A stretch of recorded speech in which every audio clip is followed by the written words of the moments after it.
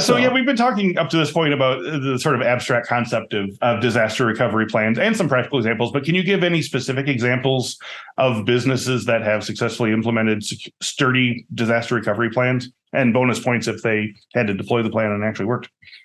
We have helped many businesses. We typically don't name them because they don't love that getting out in the press and in the wild. But small business does it rhyme with Microsoft? No, I'm just yeah. Small business in the US, user clicked on something they shouldn't have clicked on. They're in the financial services space. Someone got through because they clicked on it.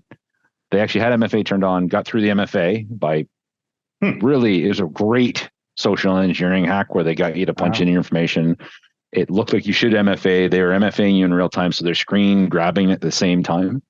Got breached, then got cryptoed. In that case, they did have the CEO immediately declare a disaster. So step one, the CEO had a playbook. CEO had 3 checkboxes in his checklist. Is it a disaster? Yes or no? Good. He in this case had to declare that, but they have to declare that. After that, who do I notify? Cyber insurance and communication plan. That's the CEO's responsibilities. We need to get that locked down, nailed for that CEO. Everything else becomes a technical exercise that, in this case, we helped them. We had practiced with them. So we're able to say, okay, we're undoing all this. We're resetting everyone's passwords. We're ejecting all devices that are auto-protected or auto-logged in.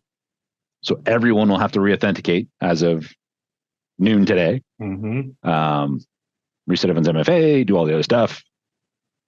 Good education session the next day, and then go through what data got extracted.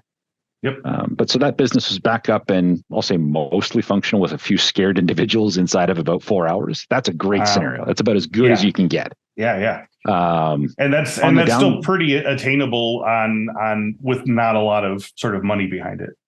They practice twice a year. So it's a $10,000 investment twice a year to test a scenario. We just test one scenario. And probably 10 grand a year to keep that plan up to date. So for 30 grand a year, they know, and they've had a few different issues. This business, they're high visibility, high attack profile because they're financial services service company. So we practice. That means you can recover really fast. On the negative side, we've had customers call us and say, hey, we had someone click a link they shouldn't have clicked. We didn't have our deep emails threat scanning turned on. We've cryptoed everything in the building. And by the way, the backups we thought were working might not have been working quite as well as we thought. So those are the really hard ones. And now you're okay, this is going to be we're in for 2 weeks of really hard work to try and bringing in the biohazard suits.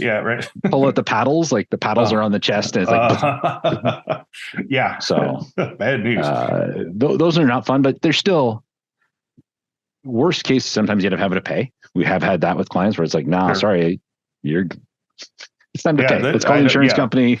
Let's go get some Bitcoin. Let's do the unthinkable. Let's talk to a negotiator and let's go. We've experienced the whole gamut there. But to me, the best thing you do is like 2 drills a year and a plan update once a year. If you can do that for 30 grand a year.